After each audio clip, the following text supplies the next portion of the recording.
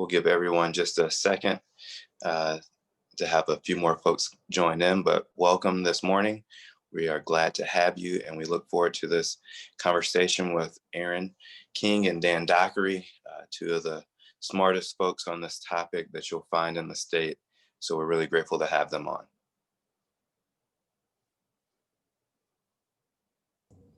Good morning, everyone. This is Mark. Sorry, I'm having technical difficulties. We're all learning this. Calvin, thanks for getting us started. I know you're probably getting it ready to kick off. I want to apologize. I know restaurant owners, my brother-in-law is a chef. Sometimes after an evening of working, the 8 o'clock, 9 o'clock time is challenging. So I appreciate everybody taking the time to jump on for this important conversation. And excited to update on some other things that were just happening. But Calvin, I'm going to turn it back over to you to kind of MC us through. And thanks for all the support on here. We want to do everything we can to support you and your businesses right now. And I told Vivian that I put on some of my shop local weight recently, but I'm proud of it. So I'll just walk it off a little bit as well. But Calvin, I'm going to throw it back to you. Mark, it's funny that you mentioned the shop local weight, because I wanted to be prepared to shop and buy local and celebrate our restaurant. So stopped by Bobby Boy this morning for a croissant that was delicious and easy to pick up, and gonna wash that down with a delicious sunshine beverage. So everything local this morning as we celebrate our businesses, and we look forward to what we can do to extend the outdoor seating period. We know that that's been a big source of revenue for many restaurants in our area and across our country. And so we want to make sure that we're doing all the things to extend that time, make it safe, and make it a joyful time for everyone as they dine out. We couldn't have two better folks on to help walk us through that than Aaron King and Dan Dockery. They have been so kind as to take some questions that we've received from the community in advance, and they've prepared a presentation to address those directly. And then we'll also have a portion for question and answer. And even more importantly than the two of those items, they have been gracious enough to say, if something's not covered, please just email Greater Winston-Salem Inc., and we'll work with them to get those answers for you. Without further ado, I'd like to introduce Aaron and Dan. Gentlemen, take it away. All right. Thanks, Calvin. And appreciate Greater Winston-Salem Inc. hosting this event this morning to share some information with the restaurant community. Kind of the format, as Calvin alluded to, is Calvin sent us some of the main questions that Greater Winston-Salem Inc. has received about outdoor dining and tents and bubbles and all these things. We've kind of compiled those together in a PowerPoint show, and I'll pull that up here in a second, and we'll just kind of go through question by question, and we'll provide some comments and responses on those. Dan and I will kind of go through that presentation and work through that. What I will tell you as sort of a preface to our conversation is I'm not sure we're going to answer everybody's question 100% this morning.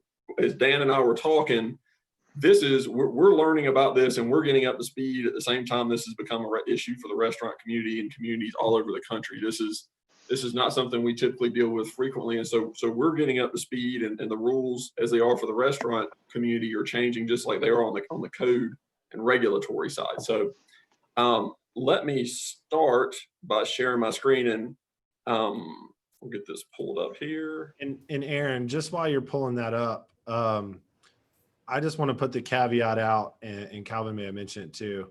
This is all pending what is all related to what the current executive order is. And we've had a lot of conversations, especially with Claire, about how challenging it is to plan when we don't know what the next order is going to be. So I just wanted to put out that caveat. This is, and I know you're going to hit on that a little bit, but that makes this so challenging is figuring out how to do this when the order continues to change. So wanted to get that in, Aaron, while you were pulling up your slideshow. Yeah, and give me 1 second here, Mark. I was also just trying to buy you some time. Thank you. And Mark, that's a great caveat, because that's something that Aaron and I have spoken about, and you've spoken about with him as well. And the great thing about the resources of Aaron and Dan, they have been willing to put the work in for us. As Aaron mentioned, this has been a moving goalpost, and I know that's very difficult to make lasting decisions with so much uncertainty. But as we continue, we're going to try to make sure that everyone has the tools they need to make well-informed decisions before they make that large purchase or before they move that structure. And additionally, this has been a time of innovation as well. So although dealing with the pandemic has not been ideal, some of these things will be able to last with us moving into 2021 and beyond.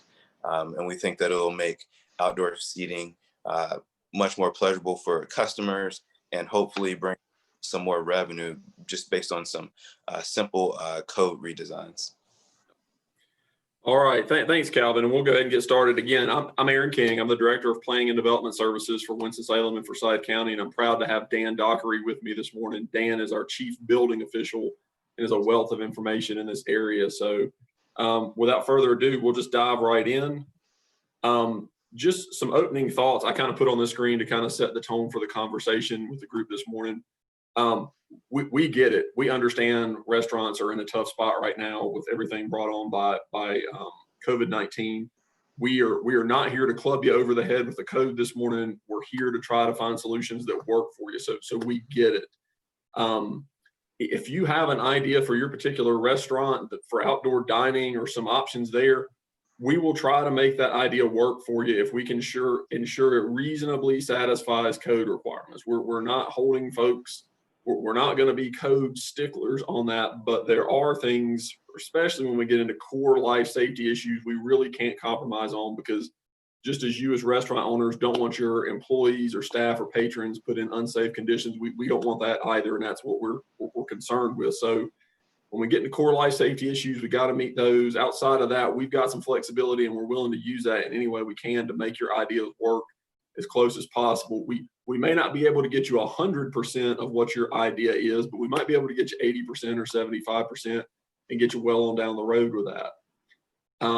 That third bullet there, good judgment and wise planning are keys to having flexibility in outdoor dining options. So we're willing to offer as much flexibility as we can. One of the things that I think Dan can tell you as well as myself, folks who work in this regulatory world, the reason our codes are so long, it is not for the 80% of the people that are doing things correctly and responsibly. It's for the 20% who choose not to do things responsibly and correctly, and that's usually what takes the flexibility out of the conscientious folks. So again, good judgment, wise planning. The more we have that, the more flexibility we can grant to folks that are looking to do outdoor dining options. And as Mark alluded to earlier, certainly the information we're sharing this morning is subject to change as new orders are issued down the road. So I think that's clear, but I just wanted to state that to kind of set the tone for the discussion today. So we'll kind of dive right in. I'll share some of the questions that we received, and then Dan and I can offer some comments and thoughts on these and begin the discussion. So the first question there is how do structures and enclosures like igloos and bubbles impact indoor occupancy numbers? And I'll turn it over to Dan to shed some light on this one. And thanks, Sharon, and I appreciate it. And I appreciate everything that's been said so far. Before we go any further, remember three things from what Aaron just said. Number one, we're in uncharted territory, and if anybody here thought in February, when this first rumblings of COVID-19 or whatever was coronavirus, whatever they called it back then, were going to be impacting us the way they are now 10 months later, then, start gambling and sports betting, because you've got a great future in predicting what's going to happen next. And second part of it, remember, we're a regulatory agency, but most of what happens for regulations are in response to what either the public needs or what the public has suffered from. And so a big part of our goal here is, yes, to help get us through this pandemic, but also to pick the good things that we come up with, that we develop, that we work together on during this pandemic, and try to make them so that they work for us easier in the future, not just necessarily during another dire situation like we're in now, but just as part of regular business. What did we find out from the changes we make now that enhance our opportunities to be profitable, to make money, to serve the public in the future?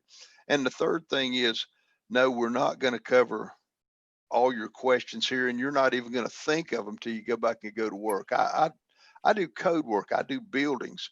I don't know what people go through that run restaurants. I know how difficult it must be, and I know the stress and the worry that comes along with it, especially at a time like this. So anything that comes up this morning, make sure you get it to Calvin so that he can get it to us. Anything that comes up in the next months as we're going through this, please let us know. And now I'll get into the meat of it. Occupants. Whenever you occupied your building the first time, it was issued an occupant load, the number of people that you can legally have inside there. The governor's order is going to restrict that. They're going to give you a percentage of total occupancy that you can use.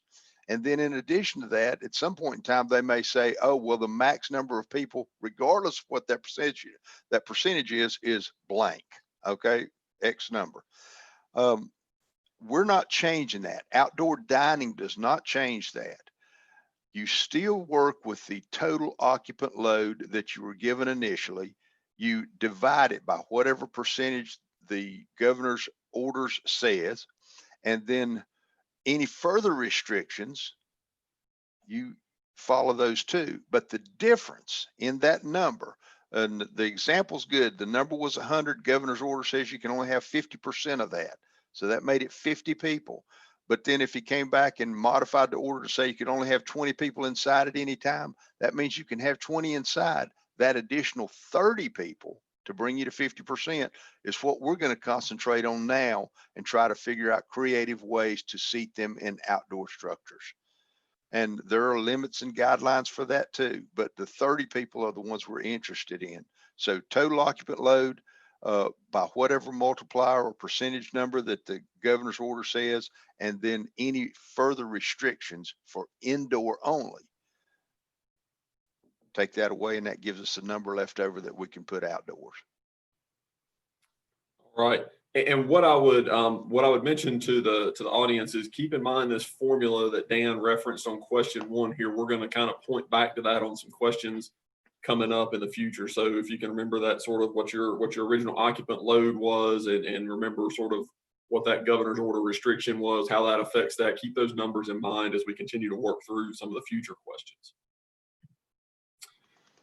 Next question, if igloos or bubbles are considered to be density units, how many units per square foot are businesses allowed to have? And Dan, I'll turn this one over to you as well. Okay, and let's go back to question 1. We've got our limiting factor, and I'll try to use those numbers throughout. So let's say we can put 20 people in our building, but we have 30 left over. How can we accommodate them? Let's say that we do have outdoor space. And for now, let's just say that the space is neither a parking lot, and it's not a sidewalk, it's not a public right of way. It's just space that the building owner owns. So let's just start with the simple one. Well, the first consideration is the size of the tent and the igloo. There are limiting factors, and I want to send all of this out to everybody, and I'll make sure that Calvin gets it to be distributed. There are certain requirements, and for example, under 120 feet square footage in a tent does not require a permit from the building department, but it does require a permit from the fire department. Under 400 feet, then they have special considerations for size and the awning lengths of the tent as they drape over the edges, how you can heat them, how you can condition them, what size doors have to be. And any tent now during this specific order has to be less than 800 square feet. You cannot go over 800 square feet. And so again, we'll get all of that to you in writing, but don't worry about it. But let's take a quick scenario. Igloos, because that seems to be a popular thing right now. These sort of mushroom buildings are popping up everywhere. Okay, we've got 30 people left over. Each igloo, the ones I've seen, accommodate 4 people, or they call them a pod, your own personal pod. The minimum aisle walk-in space between each unit is actually 36 inches per the code. Okay. Everybody I've talked to that has set them up at 36 inches has relocated them for traffic, for the ease of serving the people in their pods, for the ease of people getting up to go to the restrooms and coming back. And so the next code size would be 44 inches. Again, the minimum is actually by statute or by code 36 inches, but I would recommend 44. You have to have 5% accessible units or at least one unit, a minimum of one, but 5%. And unless you've got a huge space, you're not going to get to 5% accessible. That would be 100 units. You'd have to have 5 of them. Most people don't have that much space, but the 5% or one unit is the rule. The thing that makes it an accessible unit is it has a 5-foot turnaround space in front of the opening going into the igloo. And the igloo door must be at least 36 inches wide. Now, if you go with igloos or tents and you have doors, if the doors are zippered, when they're occupied, the zippers must be left undone. In other words, the doors must be free swinging at the base or at the sides. And other than that, and the flame spread requirements under the code, there's not a whole lot to talk about right there. And I've actually got a Dan, for the group here, talk a little bit about what flame spread is. Help flame folks understand that a little bit better, what that means. Flame spread is just as it catches on fire, how quick does the flame spread across the fabric? And they have to have a flame spread of 0.50 or less. And that should be on the manufacturer's specifications, the data sheet that they give you. They'll have a ratings, 2 ratings. And if I'll again put this in text and send it to you later on, but if you're the type that takes notes, it has to meet NFPA 701 or ASTM E84. And again, I'll put that in writing for you, but it's how fast it's enveloped in flame is all that is. And I've just while we're on here, if you do want to write this down, there's a company called GardenIgloosUSA.com. And amazingly enough, when I Googled this and went to their site, they list all of these requirements already. So they've got the minimum door widths. They've got them set up where the frames are either aluminum or non-combustible material. And they've got the flame spread and it's tested and labeled. So it's GardenIgloosUSA.com. And I'm not steering you to any business. I hadn't done business with them. I was just looking at places that sell approved coverings. And Dan, and I'll have both Dan and I, our contact information on the last slide so folks can have that. But if anybody who's joining us this morning is looking to purchase one of these and they want to make sure it works before they spend the money and they send you a link to it, or I assume we can kind of look at that and say, yeah, it meets these requirements, or no, it doesn't. Absolutely. And do it by email. Don't call me and leave me the numbers. Send me an email with their link. I'll look it up and research it. That's what we're here for. We're here to be used. Use us up. Yep. Fantastic. Okay. Next one is, are there any setback requirements for outdoor enclosures or structures? And Dan, I'll turn this over to you as well. Okay. If Hey, they have, Dan, this is Mark. Yeah, I'm sorry to interrupt. I got a text and a question about the igloo just while you're on that one. You may come back to it, but since you brought up the igloos, what does the code say or the order say about heating inside of an igloo? If the door is open, can you provide, are space heaters or other heating elements allowed in that space? if the igloos go to the ground, which most of them do, I've seen a few that have little cones at the top, but most of them go to the ground. You would not be able to heat them with anything that is a gas or fuel fired appliance. However, you can heat them with electric heaters if the unit is large enough to keep the required space between the manufacturer's instructions that come with the heater and the sidewall of the tent. I can go ahead and tell you right now, it's going to make it very difficult, but it is possible. But electric heaters will be allowed. If the electric heaters have a cord that go across any of the walking surfaces, then the cord will have to be protected with a little strip that you lay down to keep people from tripping over it. You cannot feed an electric heater on an outdoor structure from a circuit that is inside the building itself. So if you wanted to heat the tents that are outside, you have to have an electrician come in and put a circuit from your panel box that goes outside and stubs up and has a weatherproof head on it. Thank you, Mark, Dan. I appreciate Mark, does that that. get you what you need? Yeah, sorry to jump in, but I No know worries, this no question's worries. been coming up, so thank you. No Please worries. do. And again, this piece that I send out, temporary outdoor expansion program 2020, that information is in there in text. Great. Thank you, Dan.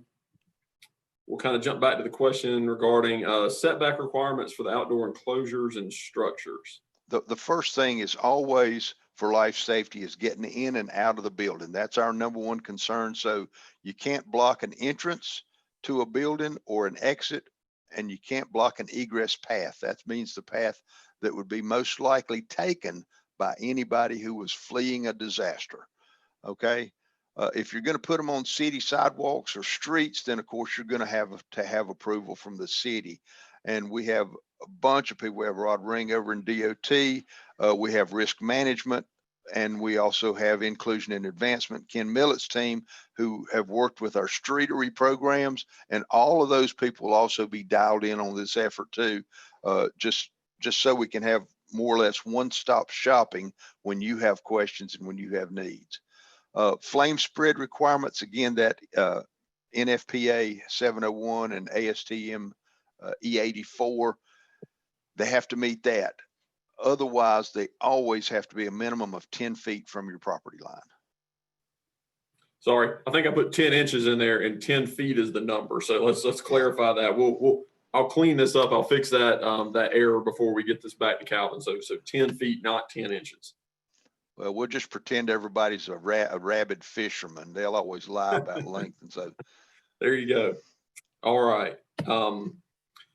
Next question, does the number of outdoor igloos or bubbles impact outdoor parking capacity, and can bubbles and igloos be placed in parking areas? And this falls a bit into the zoning world. And what I would say here is traditionally, you know, restaurants, if you're outside the downtown core, restaurants have required parking numbers, and we generally don't take up required parking for things like this. However, through the issues that we're in through COVID, staff's willing to offer some flexibility with respect to these parking requirements for temporary igloos and bubbles. So while we're kind of dealing with the issues of COVID-19, if you're needing to put some of these igloos and bubbles in your required parking areas, we're willing to work with you on that. You know, in terms of the number that you're allowed, again, that's a bit self-limiting. You know, obviously you're going to have to think of, as operator of your business, you know, spaces for your employees and your staff to park, as well as your guests. You know, you know your operations better than us. Are those spaces better for your business to allow for takeout and indoor seating? Or are they better to have tents and igloos in them? That's really up to you. But again, this is an area where I would point back to using that good judgment and wise planning. If you're a restaurant and you're near a neighborhood and all of your staff are going to park in the neighborhood, and those neighbors start calling us here at the city, that's going to be an issue. Again, use some of the good judgment there about kind of how you put these igloos and bubbles in your parking areas, and we're willing to work with you as much as possible. Can igloos or bubbles be placed on sidewalks or in rear parking areas? This is kind of a follow-up on the last one. Again, as Dan kind of alluded to earlier, if you're a restaurant, if you're on 4th Street or 5th or Liberty or Trade, and you're looking to have one of these temporary structures in front of your restaurant, and you're wanting to put it on a city sidewalk, you probably need to reach out to Ken Millett in our Business Inclusion and Advancement Office. It's somewhat similar to kind of the way we do our outdoor dining program through the city. The main thing here, again, we'll work with you as much as possible, but we've still got to leave that 4 to 5 foot wide, depending on sort of the specifics of your frontage. that 4 to 5 foot wide path for pedestrians to continue walking on the sidewalks downtown. That along with the life safety issues are the main things we're looking for with respect to putting those temporary structures on sidewalks out there. And the last thing, you know, with respect to putting the igloos or the bubbles in parking areas, I think the main thing there is to use caution in putting those things in your parking areas. You might put it somewhere that looks great, but if that's an area where somebody's having to back up, get out of parking space number 2, and they generally back into this area, we don't want to put folks in areas where they could get harmed or hit by vehicles or things of that nature. Nobody wants that. So again, this is another area where just using good caution, good judgment of where you put folks so that it allows your parking lot to function as it should and doesn't put your patrons in risk of getting harmed or hurt out there as well. So again, good judgment is really the key to making this work. Next question is, are there specific materials that need to be used to construct overhead outdoor space? And I'll turn this one over to Dan. Okay. Talking about overhead outdoor space, let's just forget igloos for a moment. Let's think about tents, canopies, and things like that. The best thing to do is go site by site. Let us know what you want to do, where you want to put it, and how long you want to use it. Remember that you have a great deal of flexibility in the building code and the fire codes for anything that is used less than 180 days, because we can call it a temporary use. Also, we're under an emergency standard here, and so we have a little bit more flexibility. But the things that we talked about for igloos and bubbles, flame spread, the sizes of them, 120 feet, 400 feet, and 800 feet. Remember those 4 size cutoffs. Each time you get bigger, it kicks you into a different set of requirements. And if you have them open on the sides, it's a different set of requirements than if the sides go all the way to the ground. Let us know where, let us know what you want to do, how long you want to do it, and when you want to do it. And we have no problems actually coming out and meeting you on site. We can take that time and have a good idea then of what you need. And we'll also look for potential electrical hookups in case you want to heat it. We'll look for ways to do that. Communication is going to be the biggest thing here. That and providing a template that we can use over and over again. The code will work for you. It's our job to find out how to make it work. Dan, let me sort of throw you another question here on this one. Say you were somebody who has sort of an open air kind of porch area that's already constructed in part of your restaurant. So think of Sweet Potatoes. I know they've got the space to the left of their building there, or the porch. I know they've got some outdoor space on the back of their restaurant that's open air kind of deck. If somebody wanted to come in there and put some of the plastic materials to kind of enclose that and weatherize it, kind of similar to kind of what 4th Street Filling Station does, and they wanted to kind of put some of those materials up and perhaps have that heater, what does that look like from a code standpoint if somebody wanted to do something that to kind of get through the winter months? What we're going to look at, the materials that the enclosure is made from. Make sure they meet the flame spread requirements. Make sure that from that outdoor area, if there's a legal outdoor area attached to a structure like Sweet Potatoes, Single Brothers, any of those places, then it's already permitted and it's already approved, and it has an exit from the outdoor space. So as long as they have an approved material, and as long as they don't block any portion of that exit, meaning that when people are out there, they have access to that exit, we're going to be able to work with them. And I encourage the use of those as often as possible, because the good side is most of those are already outfitted with tables and chairs. Most of everybody is aware that people are out there and going in and out. And also it's generally easier to provide electrical service. In many cases, it's already there too, in case you want to have some type of temporary heater out there. Now, remember that when they start enclosing these structures like this, we're going to look at these now as temporary structures. We hope that they enhance the business and we hope that they're profitable, but right now we're looking at them as temporary. We'll find ways, if they are profitable enough, I hope, to make them more permanent. But the biggest thing right now is we want to have a template for how to go forward and make it easier for people to do business right now. Yep. Perfect. Thank you, Dan. Next question is, do we need to provide additional restrooms to accommodate increased outdoor seating? No. And a simple answer is absolutely no. You're bound by the total number of the occupant loads you were given whenever you first took a legal occupancy of the space you're in. That total number's not increased.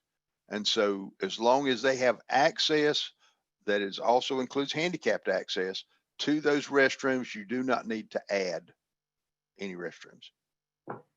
Great.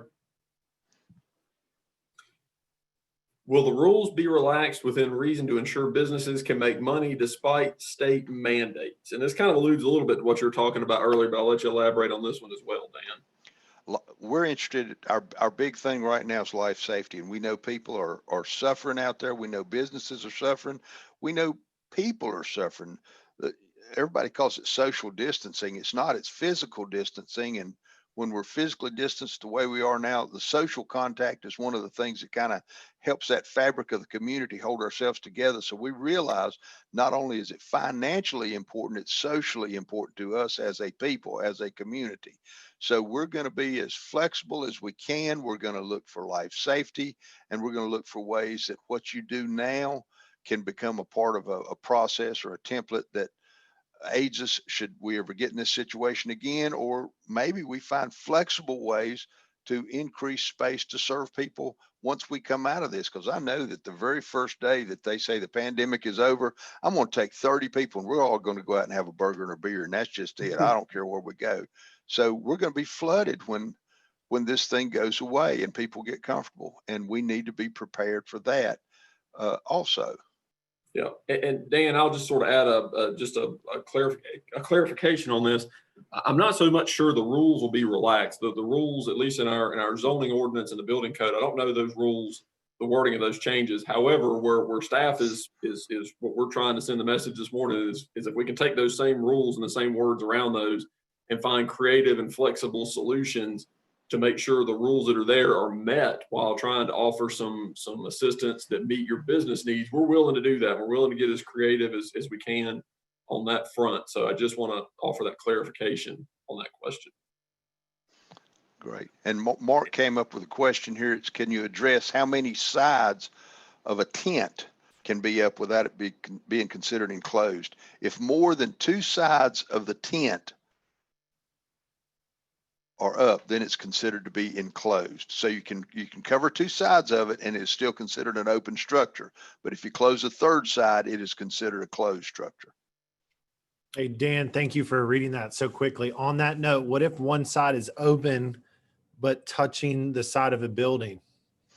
It's still considered closed. That's closed. Okay. Yeah. It has to have 2 open sides. Okay. We're trying to, that's been a popular question to figure out, how can you potentially heat an outdoor space and block wind so that a heating element could help in a tent structure. So is there, I've seen some people that bring the tent height down to compact the sidewalls. They're still open, but it's not as tall of a tent. Is there any regulations on what that height limit needs to be? Obviously you got to be comfortable for a tall guy like Aaron to walk in there, but is there a rule on how tall that has to be or how low that's allowed to be? Any entry or exit passageway, which would be a door opening, has to be a minimum of 6 feet 8 inches, and any ceiling height, even in a temporary structure, must be at least 7 feet 6 inches. Thank you very much for addressing that. The thing I would caution people about is, particularly during a pandemic, the big question that nobody's answered yet, and it's going to come up because as we go around the state and all across the country, believe me, these discussions are going on everywhere, and we're a part of it everywhere. And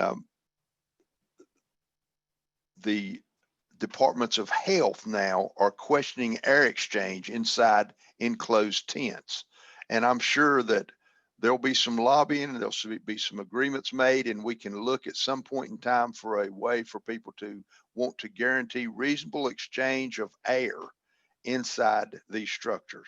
And it's going to be very difficult, but the more volume inside the structure, the less restrictive air exchange will be. In fact, does that make sense?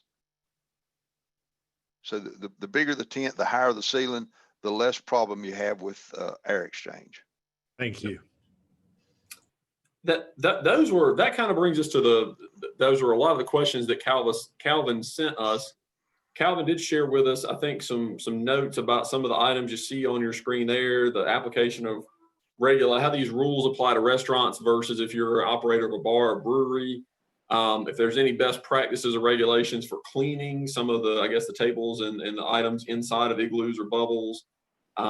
Sort of what Dan kind of hit on earlier, a recommended list of products for outdoor dining that are code compliant and requirements for outdoor heating.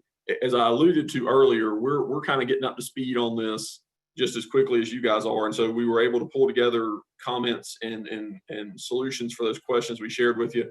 We'll continue working on these items. We weren't able to kind of pull these together for our discussion this morning. We'll continue pulling this information together, and as we get it, we'll share that with Calvin so that it can be distributed to the group. And certainly if there are other questions that come up, we're glad to address those as well. But I just want to let the group know it's not that we ignored these or we weren't trying to answer them. We just simply didn't have enough qualified information to share with the group this morning. That kind of brings us to the end of our questions. I'll put Dan's contact information as well as my contact information up on the screen for anybody that wants to jot that down. And also, if there are any questions, either from Calvin or from the group this morning that we haven't hit on, we're certainly glad to take questions now. Thank you, Aaron. Thank you, Dan. That was really helpful. And I really appreciated the caveat at the end regarding some of the moving parts as these questions are being asked. This is a case of first precedent, so we're all learning together, but we will try to be as responsive as possible. Dan, Calvin, I'm going to jump in. Sorry, I'm getting some text from other people watching, and just I had some notes of other questions. Do you mind if I kick us off? Oh, please. To help us get started, and then I do want to. I know you had got a plan to ask Claire to say a few words too in a minute, but sorry to interject there, Calvin. But one of the questions, and I know that Aaron and Dan, this may put you on the spot a little bit, so I apologize, but in advance. Thanks, Mark. But everybody on this call, and I know a lot of them and love going to their places of business, are working really hard, and they're taking the time out of their day. They're doing all the right things. They want to measure in between the bubbles. They want to take every bit of caution to do it the right way. We do know that there are some that aren't doing it the right way, and that makes for a competitive disadvantage for those that are doing it the right way in terms of capacity and things.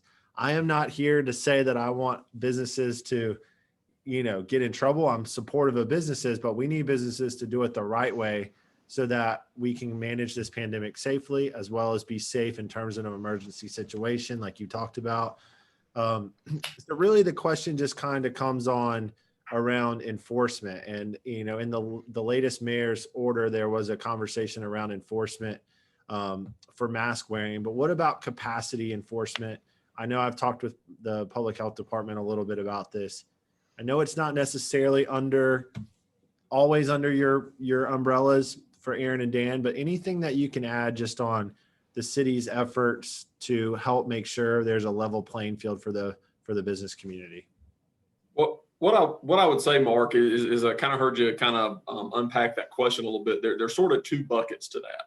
If you've got somebody that's doing outdoor dining and they've got either something they have constructed, built, or put on site that is not meeting the code requirements that Dan kind of went through earlier, and there are issues around that, that's something that we need to know about. And the way that we operate there, just for the group's information, is we're incredibly busy right now and short staffed on the inspector front. We do not have the ability to go out and do proactive enforcement of code issues. So what would have to happen is somebody would need to call either Dan or myself and say, hey, so-and-so's got something going on over there. It looks unsafe. They're not doing the things that you guys told us. We could then go out and visit that site and say, hey, you're not in compliance. Here's what you need to do to get in compliance. So if it's a code issue, one of the things that Dan and I have talked about this morning, then we can look into that and work to get that person into compliance with the code. The capacity issues are not something that our building code enforcement team works to enforce. That is really, if I'm clear from the manager's office, that is really kind of handled more through police and fire. That is not something that falls to us. So if you're seeing somebody that's having large gatherings, that is probably something you want to probably start out and reaching out to the police department on. If it's a code issue, we're certainly glad to try to look at that. And I'll let Dan add anything to that he'd like to as well. In normal times, for an occupancy issue where you have a occupant load is being the restrictions not being met, you would go to the fire marshal's office and they would send out one of their local battalion chiefs and a couple people, and they'll go in and run everybody out and count them and then bring them back in. It won't work in this scenario. It just will not work. The people who they have targeted to have the responsibility for this are police and fire, but then it's more of a local decision. So, go to the police department first and see how they want to handle it. They'll have direction from the manager's office and from the city attorneys, and let them handle it. If it's just somebody that just refuses to follow the rules about where they're putting stuff, how they're doing it and all, just call me. I'm going to go out and try to be friends with them. Again, the ones that follow the rules are our partners. The ones that don't follow the rules are also our partners. And that's just it in a nutshell. Our job, though, is to make them become like the ones that do follow the rules, because that helps all of us do business on a level playing field in the future. And, I'm not going to go out and shut people down unless they're really, really doing something unsafe. But we're going to have conversations about what they can and cannot do. And if they're flagrant about it and they're acting in what we all as a team, and I don't just mean inspections, I mean the community and us, say is a danger to public safety, then they're just going to be aggravated at having to talk to me. And believe me, I talk so much that sometimes it's an aggravation in itself.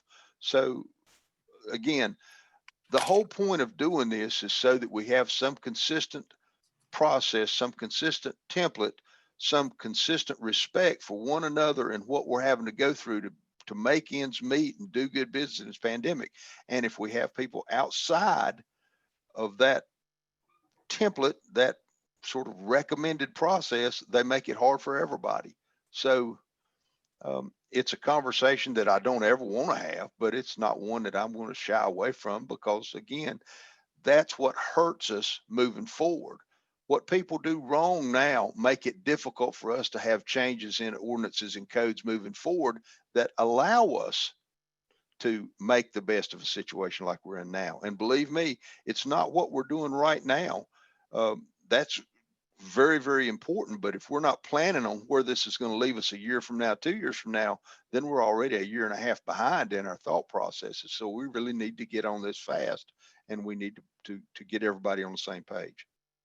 Thank you, Dan. And I think you said it well. I mean, we're all in this together. And of course, we don't want to have to notify of people not doing it the right way. But for those that are going the extra mile to do it the right way and managing their capacity and being safe, we want to make sure they're rewarded for that and highlighted for their work and help their businesses survive and thrive through this too. So, Calvin, I know we could open it up for some questions.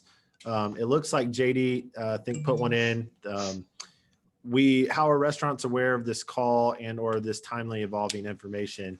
and said thanks for the meeting, learned of it via GWSI. So thanks, JD, for being on here. We put this out. I know we appreciate Aaron and Dan's willingness. Claire helped us post it and get it to colleagues across the restaurant industry. We had many that weren't able to make it, so we have recorded this so that this information will be available to them after this call as well.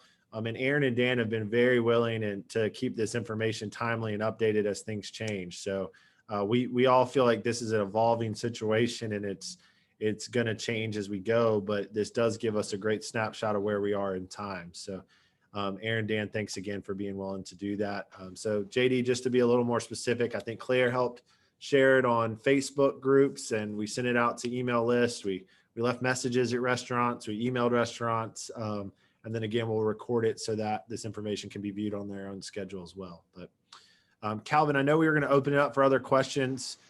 We did take a lot of those ahead of time to hopefully not make one of our restaurants feel on the spot, but this is a good time to kick us off. If anybody has questions, I'll let you lead the way. For sure. And Mark, thank you for that. That was timely and a very good question to help folks make sure they're in compliance and doing the right things, because we're all in this together, and we don't want people to be disadvantaged or in unsafe situations. That takes me to a question I received directly. And Dan, if you could clarify this just for the record, before you said that folks can reach out to you as they make purchases via email, would it also be possible for folks to reach out to you and say, hey, I'm thinking about purchasing these two particular models and thinking about placing them in this outdoor space? Is that something you could help them walk through and see if it would meet code before they made the purchase?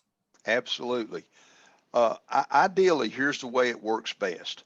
And everybody, and I'm not asking people to be architects or draftsmen or anything like that, but what would be ideal is for them to sketch what they want. Here's my building. Here's the size of my building. Here's the area I want to go into. Here's what's in there now, kind of. And here's the dimensions of it. And here's sort of what I want to do. And then here are the links. I've looked at these two buildings. Here's one manufacturer, and here's the link, and it's model number blank. And here's the other manufacturer's link, and it's model number blank. I'll go in, I'll look at at the little drawing that they send me. Most places around town, in 20 years, I've been in them. Okay. And so that's it. Most places I know what they're talking about anyway. And that's a good thing. I'll look at the drawing. If I haven't, I'll call them and I'll say, hey, can you meet me out there? And, let's mask up and ride over and look and see what you got. I know that sounds like it's kind of fly by the seat of the pants, but a lot of times it's easier than what we think it's going to be if we just start with open communications with one another. They know what they need. I have an idea what they need. I know what the restrictions are. How can I use the codes, or let's not call them restrictions. Let's just call them codes. How can I use the codes to help them get where they want to go? Who do we need to talk to? How many different people in the city? Is it going to be fire? Is it going to be fire and building? Is it going to be fire and building and inclusion and advancement? Are we going to get Rod Ring from Streets Involved? And we let them know all of this stuff up front. And hopefully, if we can do it that way, what we do is we become a one-stop shop for this process. And that's really the ideal thing. How can people make one contact in the city and get information from 2 or 3 or 4 different departments who all have a little bit of say-so in it? So the one-stop shop idea is, I think, what we're really trying to promote here. It's faster, it's cleaner, and all of the information sits in one place. And by the way, when I'm talking about information, I meant to ask this question before we started the questions. This goes back to the last slide. I know that I know one person on the call is already experimenting with igloos. Looks great, by the way. How are we cleaning them? What are the protocols that we're using as a business right now for cleaning and sanitizing these units? I'd love to see that, because when the next person calls that's trying to comply and do a good job, I'm going to have that information ready. It becomes part of the package we send out. And in all honesty, probably at the end of this, those packages won't come from us. They'll probably come from y'all. And so the more complete your package is, the better the communication, the more reasonable opportunity that they'll have to get up and running quickly. And so again, communication. Sorry, Aaron, go ahead. Yeah, Calvin, I'll just add real quickly to that, just a couple things. If you want to reach out to Dan directly, and this is just sort of my experience and probably Dan's as well from working in sort of the code environment for a while, the more information you can supply on the front end, the better feedback we can give you. So the more you can kind of give us, the better we're going to be able to steer you and direct you from there. What I'd be willing to offer, and if there's enough interest in this, I think maybe the most efficient way to do this is if folks have specific ideas for their site, what might be beneficial is that I'm just looking at a lot of the folks on this call, and a lot of the folks on this call are in the downtown community. What might be better is if Dan and I, and probably some of the folks you mentioned, perhaps Ken Millett from Business Inclusion, and perhaps Rodering, if we can find a block of time where everybody's available, we can maybe just set aside some appointments. If we can find that time in the next, this week and next week to do that, and we can just go from site to site and just sort of meet you on site, spend 20, 30 minutes and say, here's what you need, this, and this, and then we can go to the next site. And that way we can make an efficient run of this to try to get folks the information they need. If that's something that would be helpful to the group, Calvin, I'll work with you, and we can certainly, I think we can provide that service. And Dan, you said something about sketching previously. Mine's Will with Willows and Kings. We've had to do architectural stamped and engineered stamped, which is, I can draw all day long, but getting an architectural stamp and engineered stamp costs a lot of money and takes a lot of time, especially y'all know with all the construction that's going on in town. So I just want to a hand-drawn sketch of what we want to do to scale would be sufficient. That's all I want right now, Will. And the reason is, what we're looking at right now are temporary solutions to problems that we hope go away. Gotcha. But we're going to prepare while we're doing that for this to be a recurrent event, worst case scenario, or lasting longer than we ever want it to last. So let's look at temporary fixes right now, and a lot of knowledge we get out of the temporary fixes we'll be able to translate. For instance, if you do it and it works for 180 days, you might think that, oh, as a business decision, now if I did this as a permanent solution, then I'm going to be profitable doing it. Well, at that time, it might pay to engage an engineer or an architect to do a firm drawing. Right now, it's just not profitable. And so let's just not do it. Yeah. All right.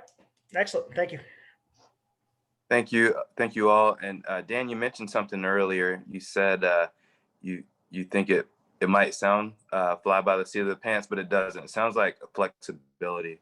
And in this time where everyone's learning this as we go, that's actually very helpful. And I think it's actually the most efficient way to do things.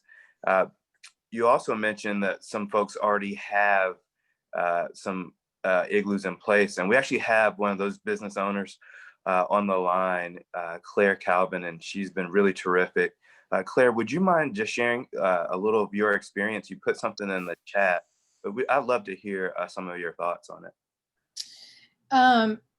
Yeah, I put in the chat, I kind of bought those in a panic, but in the middle of the night one night, and it didn't really occur to me until later that I should have checked with anybody before I did that. And same with whenever the Olio was closing, I was like, great, we can just bring tables inside. And then, somebody said, well, what about building inspection? So Dan, I appreciate y'all's work and turning that around so fast and helping me figure out what I needed to do to get that open. Yeah, the tents, I would say, are cool and people like them. And I feel comfortable that, if customers come out with a group of people that they want to eat with, they're gonna,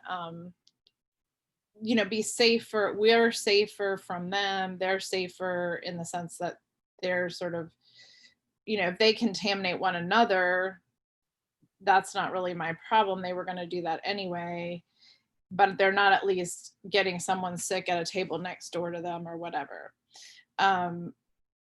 and then I feel like our staff is safer.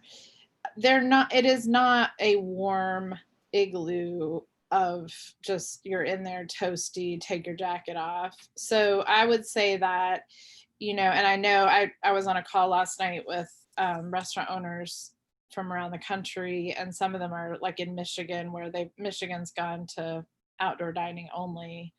And even people who have outdoor igloos and stuff like that it's just not reasonable. So I think that it's one of those things, like it may extend our ability to serve people. It's certainly been helpful on rainy days and stuff. I think that, in terms of like the winter, I'm not sure that it's worth, a humongous financial investment unless you see it as a long-term solution, like you were saying, Dan. So I'm happy for anyone to come, sit inside of it for half an hour and see how you feel, whether you think that it would make sense. Because, I think all of us who own restaurants, there's sort of like a, cost benefit analysis to, at some point, if you spend a whole lot of money in order to maintain outdoor dining, it's just could be hard to justify unless it really truly creates an atmosphere where you can keep serving people outside. So that's an individual decision everybody has to figure out. But anybody's welcome to come check out the bubbles, because they are fun and people like them, and they are warm when the sun's out. It does provide it's like it's a little greenhouse.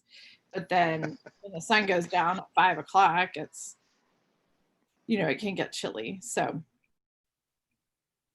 that's all. But yeah, I appreciate y'all been super helpful and responsive and getting help and giving me direction on how to not waste money and time on on projects that I didn't need to do.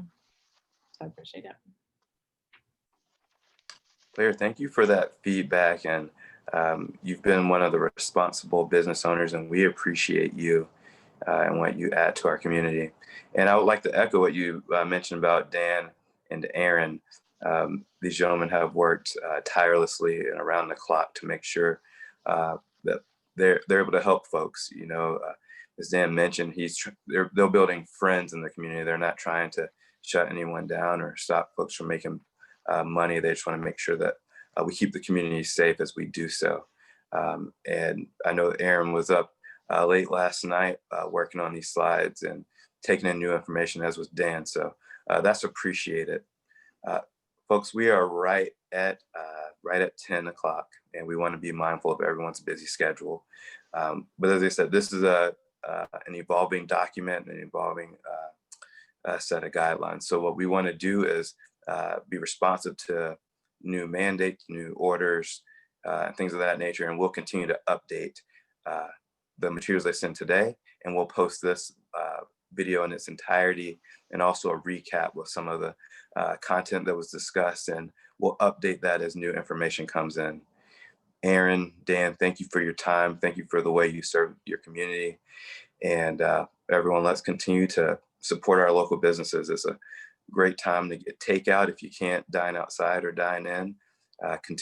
We have an initiative where we're also helping folks get gift cards. So we want to just continue to support these businesses through the holidays and in the top of the new year.